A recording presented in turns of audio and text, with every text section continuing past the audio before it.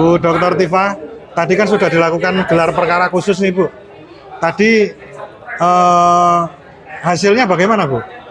Ya, pertama kalau dari sisi kami, baik dari kuasa hukum maupun dari saksi ahli, yang semua itu total tadi masuk 10 ya dari Pendumas ya, mewakili TPUA. Ya, alhamdulillah kami menyampaikan masing-masing penjelasan sesuai dengan ranah kami, sesuai dengan keahlian kami, itu sangat bagus ya, cukup komprehensif gitu. Memang sekali lagi kan waktu kan tidak pernah cukup ya. Rasanya juga saya mestinya Bareskrim memberikan kesempatan kepada kita ya sampai selesai. Kalau bisa sampai jam 9 pun juga kita sudah siap secara materi maupun konsep-konsep yang kami akan sampaikan untuk melengkapi apa yang sudah dilakukan oleh Bareskrim. Tapi memang ya mereka membatasi, katanya mereka juga sampai jam 1. Nah, di sisi lain ini saya juga perlu menyampaikan fakta ya, bahwa pihak yang terlapor terdumas itu nggak cukup punya bahan. Ini yang kami kecewa ya, karena mereka nggak cukup punya bahan, mereka tidak menyampaikan juga ahli dan sebagainya. Yang ada malah mereka kemudian melakukan apa yang disebut sebagai ad hominem, melakukan penyerangan secara pribadi. Padahal kita sedang diskusi, kita sedang melakukan pemaparan masing-masing tentang substansi. Tapi mereka malah melakukan penyerangan secara pribadi, terutama terhadap Pak Roy Suryo pribadi Pak Roy Suryo dan pribadi Pak Rismon Sianipar gitu. Mereka nggak bawa ahli Bu? Mereka bawa satu ahli. Joshua Sinambela. Satu ahli namanya Joshua Sinambela, dan itu yang termasuk ad hominem. 2, jadi kuasa hukum, salah satu kuasa hukum.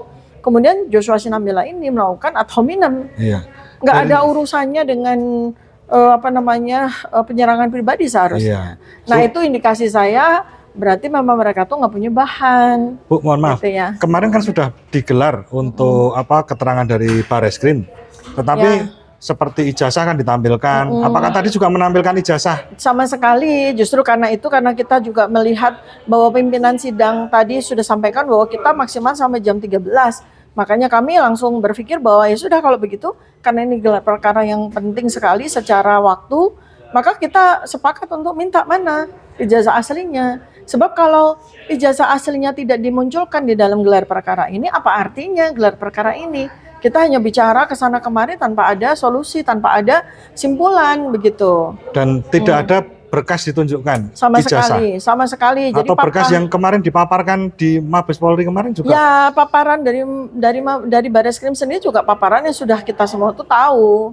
Padahal yang penting adalah yang menurut kami itu justru yang paling inti, yang paling penting dari paparan dari Bareskrim adalah ijazah asli. Karena pada waktu konpres yang baru lalu tempo hari itu kan tidak ditampilkan, hanya ditampilkan fotokopinya saja. Kami berharap sesungguhnya ini karena gelar perkara khusus, seharusnya lah ini adalah momen di mana ijazah yang oleh TPUA itu bukan hanya dipersoalkan S1-nya saja loh. TPU ini kita bicara laporan TPUA ya. Dumas TPUA itu bukan hanya mempersoalkan ijazah S1, tapi ijazah SD, SMP, SMA.